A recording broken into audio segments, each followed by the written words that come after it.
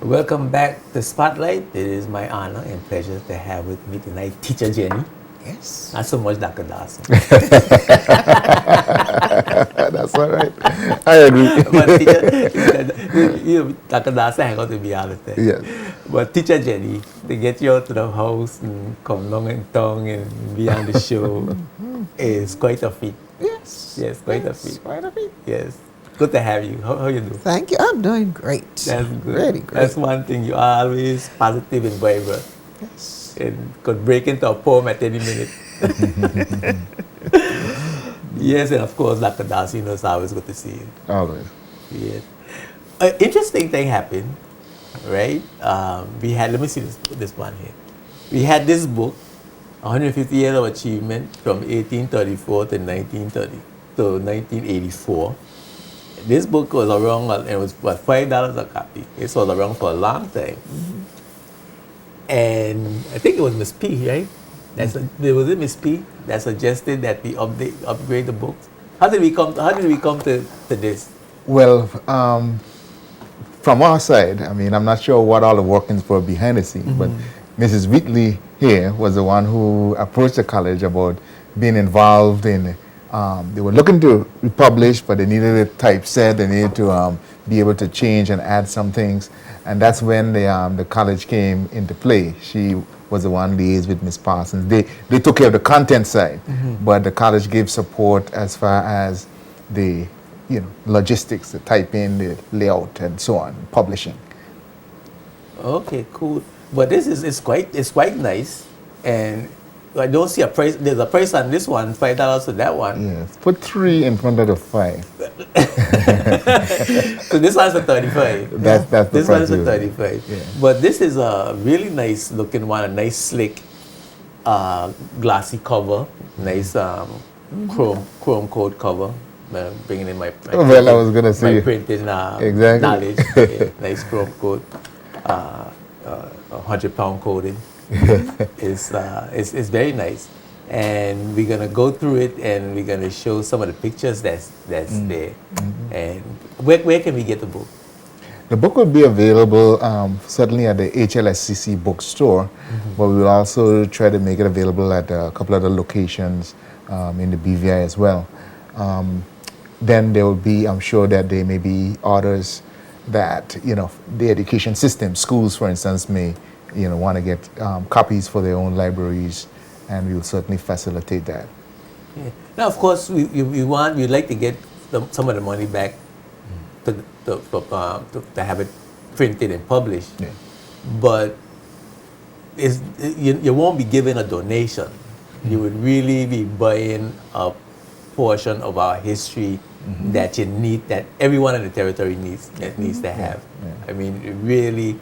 To look back, and especially the hospital, to look back at the picture of the old cottage hospital to the New People's Hospital.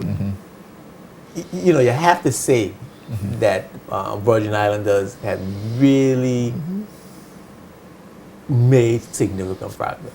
Come a long way. Come a long way. Really have come a long way. That's what's up there now. Remember that this was spoken to Ruben Vanderpool. Janaury told him what it looked like, and then Ruben Vanderpool produced it. But because we had no idea of what the Old People's Hospital looked like. But that the work of Janaury, we didn't know. So Janaury described it to Ruben Vanderpool. And he yes. drew the picture. Wow, that's interesting. Yeah. I think that's it there on the screen. Yes, it's right there. Yes, right there on the screen. And when you put that next to, if you could bring up the, who would have thought, right? I mean, listen, the whole thing is amazing to me, that when I look back at what I remember as a child to where we are now, I mean, it's like it's almost like you're in awe of the Seine Road town in East End. Yes. What was the motivation, Teacher Jenny, to develop this in the first place? It was not my mind at all. Eileen Parsons was our subculture in the education department. Charles Whitley was in charge of education department at the time, and she came up with the idea. And I will publicly forgive her now for doing what she did unto me. My son Leon was 3 years old when she pulled me all over Tortola with an older artist, photographer, Mr. Hobson, and got me going. And every time I said I had had enough. I'm not going anymore, Eileen. So we have to, this other picture there. And when we got to Bellevue one day, and she said, we're going down there. I said, not me. And that night we were going down to Miss Maddie's house, and I'm saying in Mr. Buckley's house down there. You're going down the hill. In Bellevue. In Bellevue, down the hill, yeah. And she and you, was, didn't have the rules at that time. my God. And she went everywhere, never got tired. I couldn't keep up with that woman. She actually ran down because she had been running over those roads all her life. And so she could run them down, run them up. And so you all had to go to gather the information. oh, yes, it was her idea. She wanted to get it done, and she said she would ask me to come along. And of course, Charles Wheatley agreed, you know, and off we went every, I don't know how often, every Saturday that lady wanted me out of my house. How long did it take to make to the compilation to come really into Eileen will have to tell you that. She's reminded me of the figure up down to today, and I don't even remember. It was a pretty short time because she did all the typing, you know, of that original. But I mean, gathering the information, going Well, around from place that to wasn't place. too long either because she never gave up. And then we spent so many hours. I would tell her, Eileen, I'm coming out with you for an hour or two. She never paid me any attention. She just, whatever she had in mind for the day, that's what we did. She just dragged you along. 84, I wasn't exactly old then, you know, and I But couldn't that's move, true. but she was so fast. So, but the inspiration was hers and her mark as the Officer of Culture in Education in 1983. But we came from farming mostly and fishing, subsistence farming. Oh, yes. And the villages at that time. What was the feeling? What was the feeling like? And how were you able to capture some of that in the book? Well, the feeling is that we lived it. So that you know where your mother lived, where my mother lived. We lived it. I had to go to the pasture around Hawksness area. And he would have had to go to the pasture somewhere. We lived it at the time. And so for us, we didn't have to do a whole lot of creating or even listening. We listened to the older people. But we knew it at the time ourselves. We knew the prague potato. We knew all the things ourselves. So we were within our own range up to a point. And then they would take us over. For instance, your father would take me over into the Santo Domingo situation. So that which we did not know, we just pulled it out of them. And they were so happy to give it. So at that particular time in our development, and when this was being compiled, the people knew the history, and it was happening at that time. Yeah. So we would just have to just look and record. I mean, we did a lot. I'm trying to remember growing up where we were making clothes from flour bags, cruder sack. We were cutting down timber and making boats. Where did we learn that stuff? I mean, how did we come to that? I'm trying to figure it out. You know, we came through the emancipation process, and I suspect that on the plantations we worked and learned a lot of things as well. We did. So when we came out of that era, we were skilled. We were skilled. And then we have to credit Dominican Republic for a number of things, whether we like it or not. Your grandfather and the work that he did, the masonry, that came out of Dominican Republic. Okay, so they went abroad and learned, improved their skills. Yeah, some of our people went to Aruba, and we got the solder and the tinsmith work.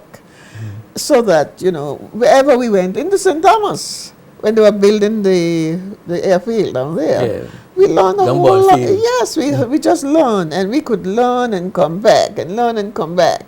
You know, when you think of the pride, King Gandhi, the pride of Tortola, that huge boat, schooner, you know.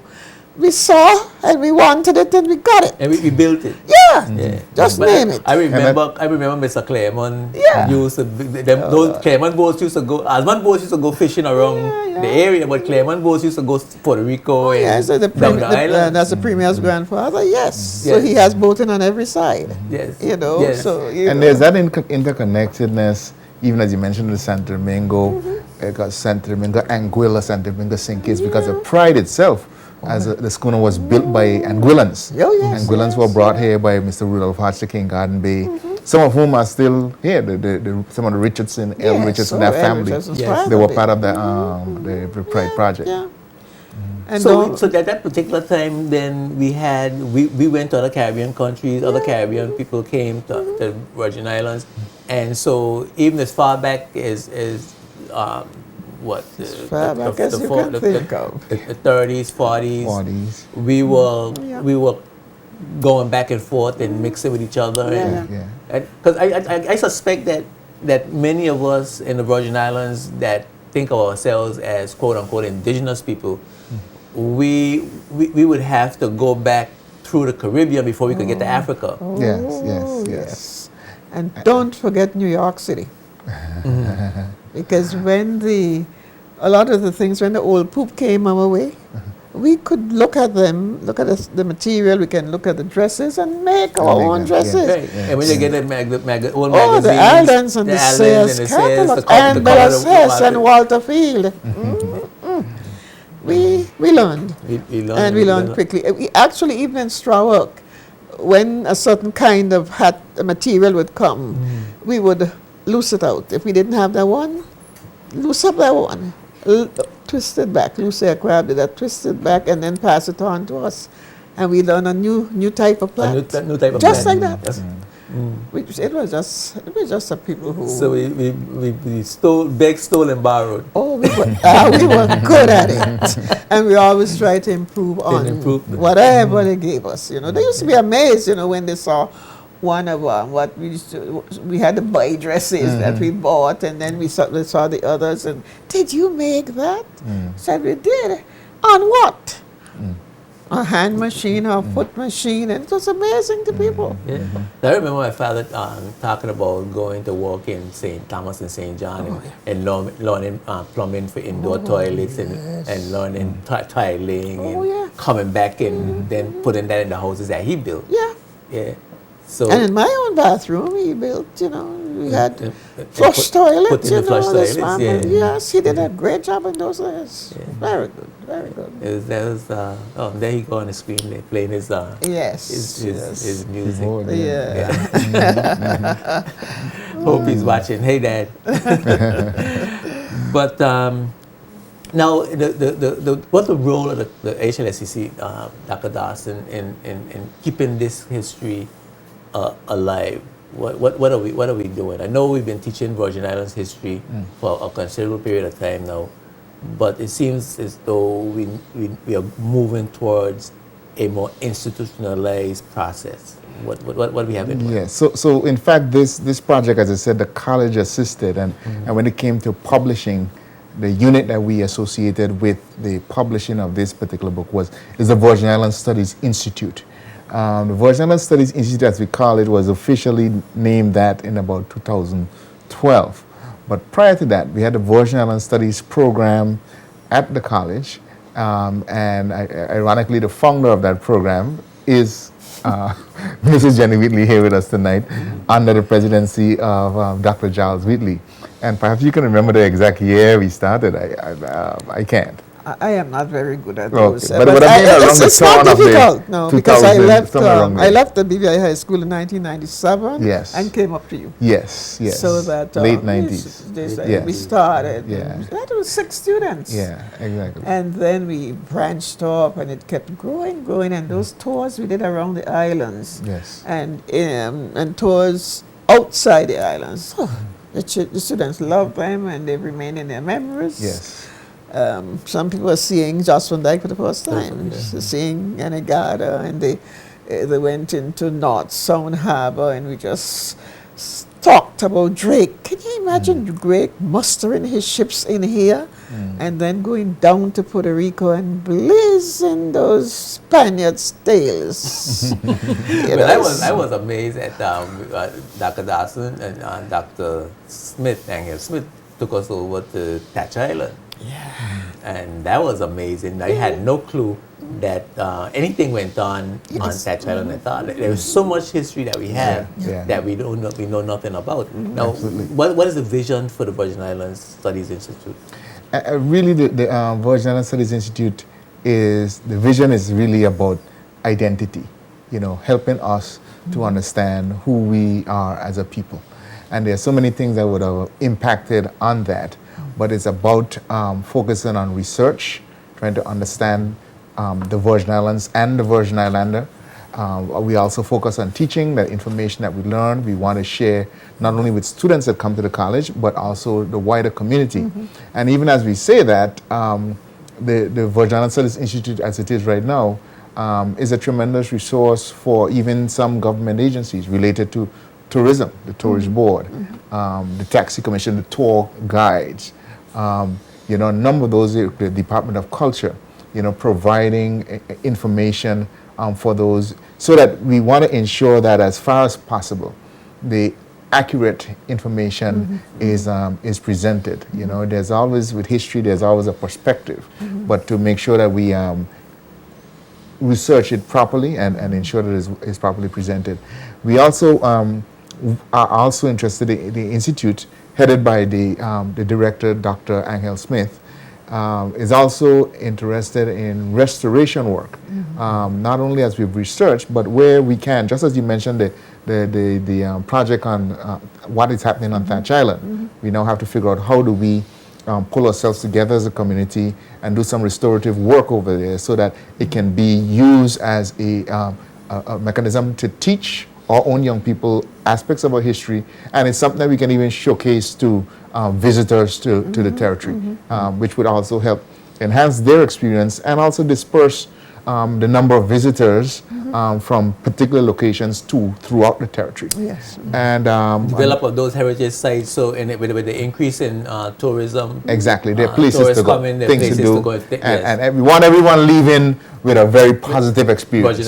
Where it may be different. Some may have gone and done the zip lining, but then some may have gone to Thatch Island. We want everybody to leave happy though. To check the historical sites. Yeah, exactly. Yeah. And then another aspect of the institute is publications. We would hope that as we are able to gather information, we would be able to publish more and more. So this project wasn't, the content was not something done by the Virgin Islands Studies Institute, but we're still pleased to be associated with it in some way in helping to bring it to the public.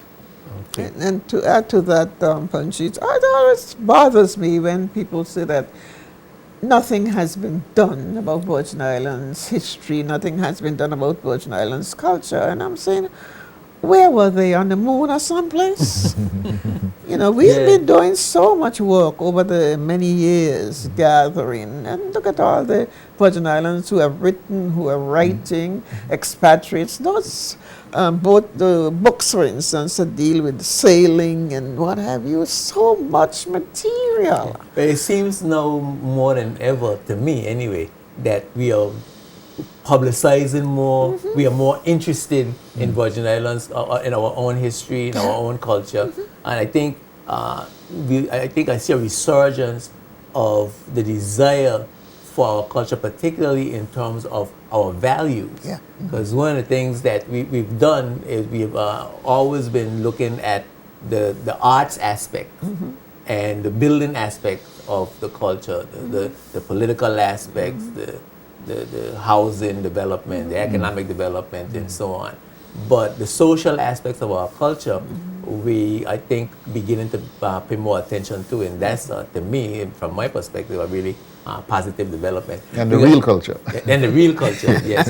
We're going to take a break for a word from our sponsors, and then we come back, we're going to talk about some of those values, and we're going to take a look inside the book. I took some pictures and to put on the screen, and we're going to take a look inside the book and just show some of the what's there and what you got to look forward to when you purchase the book, because it's something that every Virgin Islander should have on their bookshelf. Keep it locked right here to Spotlight. We'll be right back after these words from our sponsors. Spotlight is brought to you by the National Bank of the Virgin Islands and CCT Global Communications. Welcome back to Spotlight. If you've just joined us, I'm having a real treat here with Teacher Jenny and Dr. Carl Dawson. And we are talking about the updated edition of 150 years of achievement from 1834 to 1984. And this is what it was. Mm-hmm. Let me see.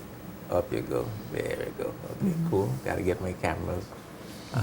So this is where we are now.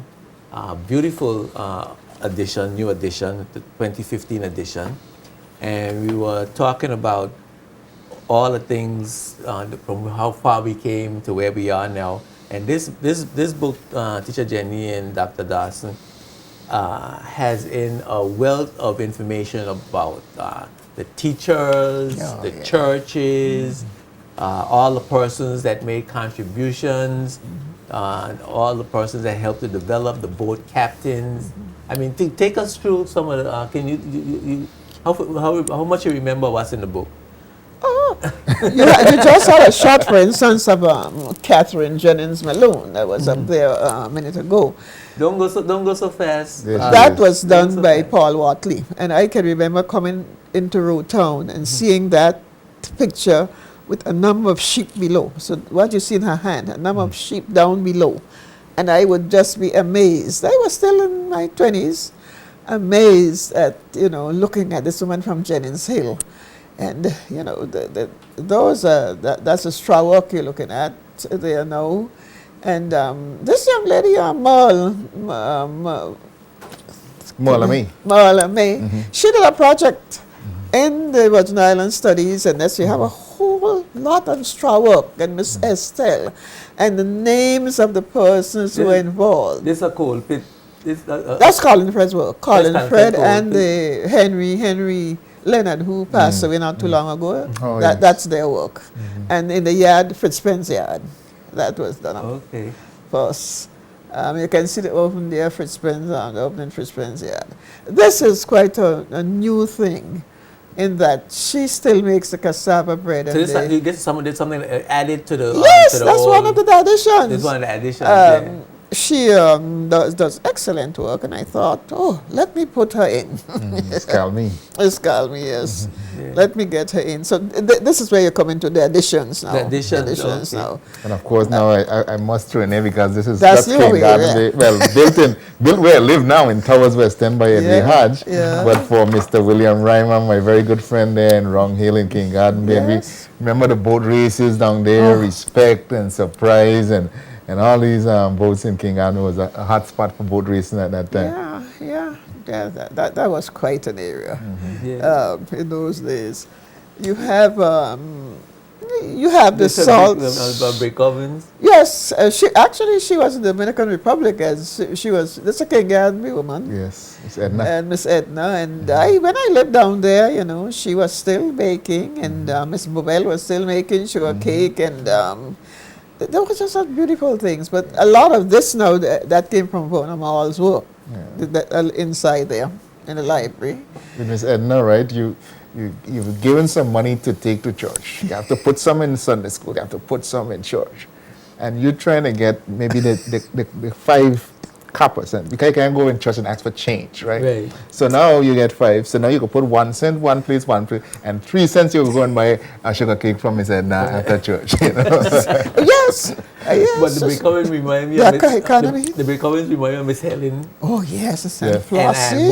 And what's Miss Helen, Miss Flossie, Miss Amabel, and what's Easton used to make some serious bread with butter. Miss Philbert salt butter. Yes, and then the Henleys in King Garden, and if you go to Ishmael Hodges' mother place now, she's 99 now, and look at them, you're seeing all of this it's still there, So the book is filled with the history, the development of the territory, how we used to be. One of the things that, speaking of the brick oven, one of the things that really, not hurt to that extent, but I thought could have happened was the passing on of those trades to generations, where we have been actually supplying all the bread to the territory, develop the bakeries so that our boat building didn't come into the modern era. Our baking didn't come into the modern era. All those skills that we had, we didn't bring them into the modern era with technology and start producing those things for ourselves. We dispelled them or dropped them. Our children went on to other things. We didn't teach them to our children. And then we began to import all the things that we used to make for ourselves, which I think is a dangerous situation to put ourselves in. You always have, but there's always something inside you. The people who I blame now were not the older people, You had a group of us that came along, and we dropped the ball. The older people and those of us from all the Caribbean islands, you'd listen to people, we are going back. We are going back into a lot of what we used to know. Yeah. And you said that you dropped the ball, and perhaps you'll decide, but there's some people who ensured the ball wasn't dropped. When I was in third form in high school, I think it was third form, a teacher instructed us. She wasn't even our class teacher. She was filling in. She instructed us to go and do research in our own village relative to particular things. So that's when I learned about the pride. By the way, the teacher was Janaury, just to let you know, right? So that's when I learned about the pride, and I was able to go and interview Mr. Rudolph Hodge, understand about boat building and his role in boat building the industry and going a far field in the Caribbean and so on. And this was a huge commissioning. The commissioning of the Pride was a huge, as I said, it brought a family of people from Angola to do it. So those kinds of initiatives where you have educators who see the value of asking us to look inwards to ourselves, asking us to look at our foundation, and that is what we hope to do with the Virgin Islands Studies Institute, so that I saw your face lit up when you talk about the cakes and all those kinds of things. But the question is that we will want to investigate not only the current setting but the historical setting. What was the economic ideas behind that? Yes. What was the sociology behind that? Those are the kinds of things that we would want to unearth to see, well, what survived from that time until now as to how we conduct business today. Yeah, absolutely. And it gives me great pleasure every other month to come to the Marine Center and see the museum, the Marine Museum, with all the captains on the wall, all of the way the boats were built, how they were caulked and pitched, and the timber and the tools, how the handmade tools. I mean, it's a fantastic museum, a collection of that period of time, the artifacts of that period of time, and all of that, of course, need to be put in a kind of curriculum for us to understand and study the economics of it, the sociology of it, politics of it, and all the values that came through at that particular time. We're under the tyranny of the clock. And our language too. I remember this project Bohawk put in gold teeth. Yes. This was started by a lady from Barbados. And she said to the children, now we're using things like, look before we leave. Go out and find some things that your people say, and that's what happened with Bohawk. And the language of Bohawk is just so interesting, So we took out some of those and we put them in here. But Bohawk is there sitting down in this book too, we have our Bohawk right there. But we have, and I have to say, a lot of the sayings, the old time sayings, stood me in good stead when I was abroad. I mean, when you have a problem, behind every dark cloud is a silver lining. All of those things. A salt butter costs a pound. My dear. If you don't do this, you're gonna find a salt butter costs a pound. There was a lot of sayings that made a lot of sense and spoke directly to your behavior. Yes. And stood us in good stead when at least me. When trouble came in the path and so on. So this book is a very valuable book, and we are hoping that people will pay attention and come and get a copy. And in fact, it will be launched this coming Friday That is the 29th of January at the Central Administrative Complex Breezeway area in the Breezeway at 12 noon. So you can come, you'll hear a little bit more about the book, you'll hear from the editors of it, and you will also have an opportunity to purchase a copy for yourself, right there at the Central Admin Breezeway. And I like another opportunity for us to talk about the values that we had during those times. The courtship processes, the community spirit, the way we helped each other, the morality of the day, how we carried ourselves as a people, what teachers, the responsibility of teachers, how teachers used to dress and how they used to look, and how the community respect and honor teachers during that time when I was growing up and before. Those values, I think, we don't talk about enough. And as I said, we talk a lot about what we built and how we came along in terms of economics and politics, but we need to start talking more about those values, those foundational values that kept us and help us to maintain what we have today. Particularly, I think we looked for perfection.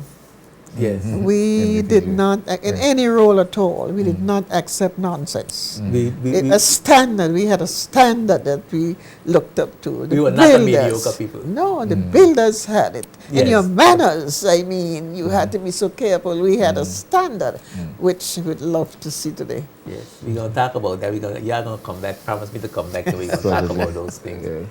Yes, so I want to thank you, Teacher Jenny, for letting me drag you out the house. And of course, Dr. Dawson, it's always good to see you, and you can come anytime, as you know. So don't be a stranger. There's a lot to talk about. True. And I know you're a wealth of knowledge. So I'd really like to have you as a regular guest. And again, we're going to talk some more about values the next opportunity. And we want to remind everyone to go down to the administration complex on the 29th, this Friday coming, and get your book signed, get a copy, hear some more about the history, and just really have a good afternoon. And it's the middle of the day, not night. It's the middle of the day. It's 12 noon. Noon. Yes. And just it's lunchtime on a Friday afternoon. People kind of relax. Come and chill out. Chill out, come and get your chill on, right? Yes. So thank you guys for coming by. Thank you for having us. And I want to thank you for watching, and I hope we were informative tonight, and a lot of things were learned. The Spotlight, of course, is seen Tuesdays here at 8 p.m. on JTV Channel 55 and rebroadcast Sundays at 2:30 p.m. You can also watch Spotlight on demand at jtdlive.net.